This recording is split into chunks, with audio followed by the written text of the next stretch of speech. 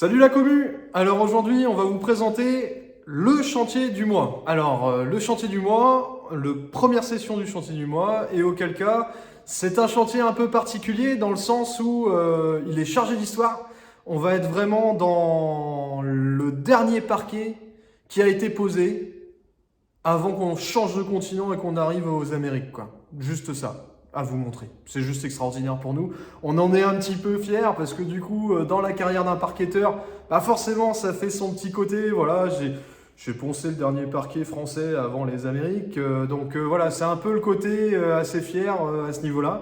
Et pas un chantier anodin parce qu'on a quand même 200 mètres carrés de surface à travailler. Donc c'était, je dirais, pour que vous ayez un ordre d'idée, hein, ça représente au moins, je sais pas, 7 salons quoi, de 30 mètres carrés quasiment. Donc voilà, l'idée c'est que on est quand même sur une surface relativement importante. Alors on va vous laisser quelques petits indices pour savoir où est-ce qu'on se situe jusqu'à ce que finalement on arrive à trouver, je dirais, où est-ce que c'est. À tout de suite!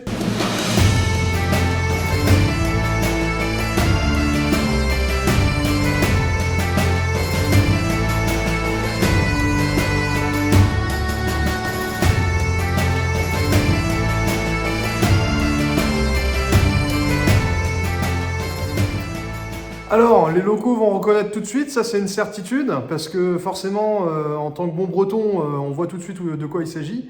En gros, pour faire très simple, j'ai envie de vous dire, c'est un lieu chargé d'histoire.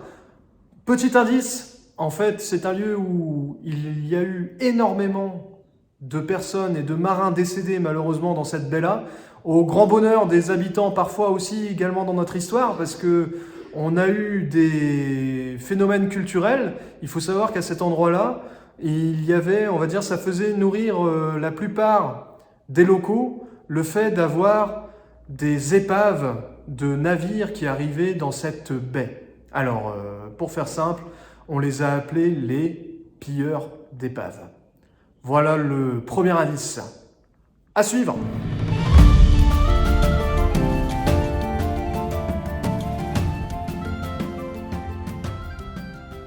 Bon, ça va, vous avez trouvé. C'est bien la baie des Trépassés. Voilà, exactement.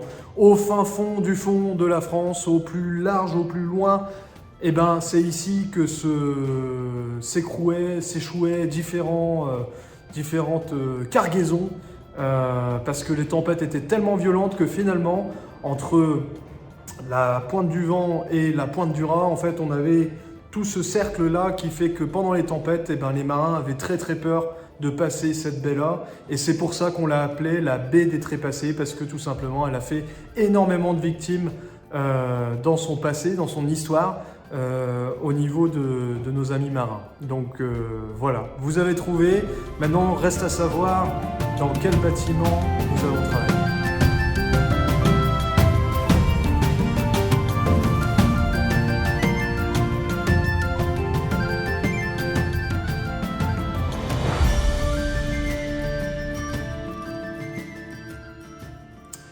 Eh bien, c'est l'hôtel. Voilà, c'est l'hôtel qui a la plus belle vue, je dirais, de Finistère à mes yeux.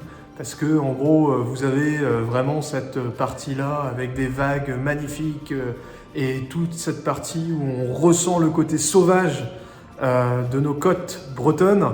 Et l'idée, c'est qu'en gros, il faut savoir qu'il y a eu énormément de tournages de films qui ont été effectués ne serait-ce que dans l'hôtel, que ne serait-ce aussi, je dirais, pour accueillir les acteurs. Il y a eu des acteurs assez connus qui ont foulé ce parquet-là.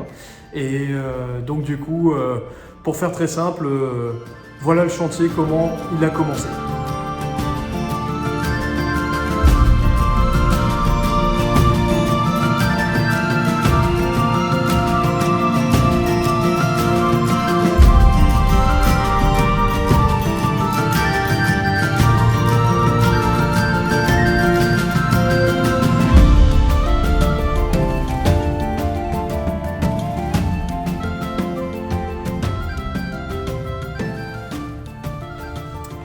Alors gros chantier, parce que sur le chantier, on va dire, on avait le parquet comme vous voyez qui a légèrement tuilé, même beaucoup je dirais, et en fait voilà, il y a eu différents aléas qui ont fait que ce parquet a tuilé.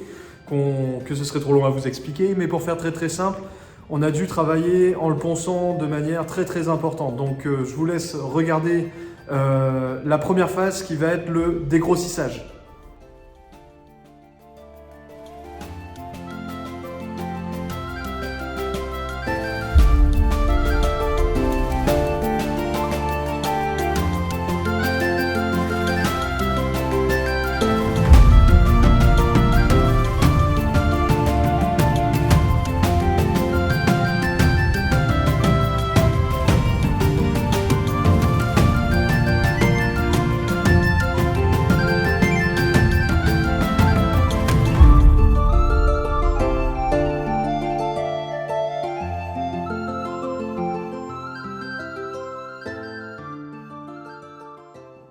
Alors, le dégrossissage, alors c'est assez rigolo parce que en fait la plupart des gens quand ils voient la coloration du parquet derrière le dégrossissage, ils se disent « Oh, c'est génial, quand est-ce que vous commencez à vernir et protéger mon parquet ?» Mais non, non, non, non, non, non, non, ça va pas, ça se passe pas comme ça. Parce qu'autrement, c'est un coup à ce que vous ayez soit des écharpes, soit différentes choses et la préparation du bois n'est pas prête à recevoir une protection parce que on est encore dans l'obstruction des pores et on est dans la technique, c'est pas le moment de commencer à vernir. Donc, on va reponcer, reponcer, reponcer tout simplement pour arriver à un grain optimal pour recevoir, je dirais, la protection. Voilà. Donc, suite avec la place des nouveaux grains.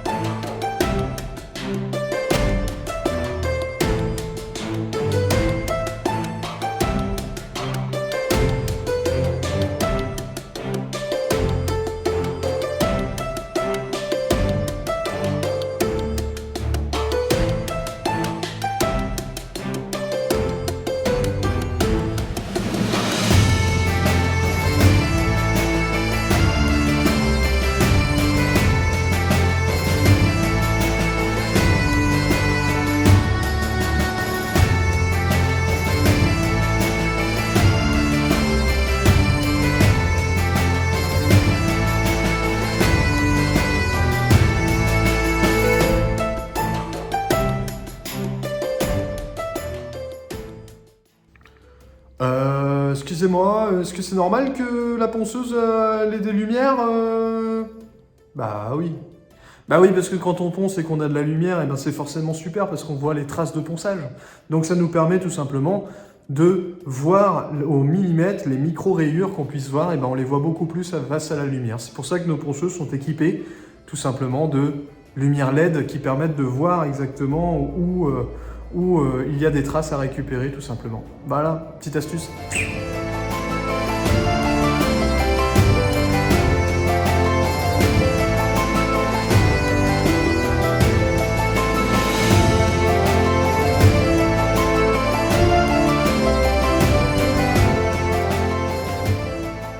Bon voilà, là c'est prêt à vernir, on n'est pas trop mal. L'idée c'est qu'en gros, vous verrez que pour vernir une surface pareille, il faut la segmenter sur plusieurs points. Donc en fait l'idée c'est que vous voyez qu'on a dû forcément se séparer tout simplement pour pouvoir faire des petits éléments sans avoir de traces de reprise bien évidemment. Donc l'idée c'est que bon visionnage de l'application.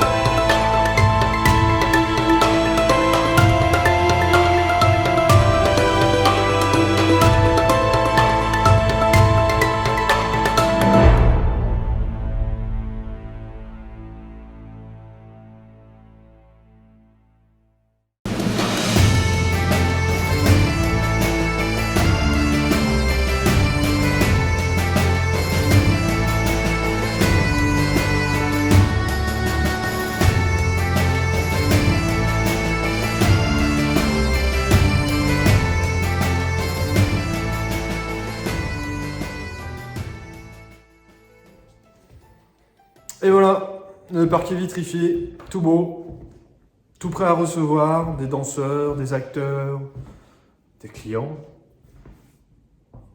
Face à la mer, face à la beauté de la Bretagne, et avec une petite ADN de Clean Parquet dessus, donc grande fierté. Si la vidéo vous a plu, si notre histoire avec mon frère et l'entreprise vous plaît, eh ben, écoutez, n'hésitez pas à vous abonner, ça nous aide, parce que déjà ça nous donne envie de continuer à écrire notre histoire sur notre chaîne YouTube, et aussi tout simplement ça participe aussi à notre développement pour pouvoir être un peu plus visible et communiquer sur notre métier. Donc je finirai avec la phrase magique, ne vous faites pas peur, appelez un parquetteur. Voilà, il y en a plein, il y en a des bons en France. Quand vous êtes dans le Finistère, pensez à nous, on est là. Et à très bientôt pour le chantier de la vie. Salut!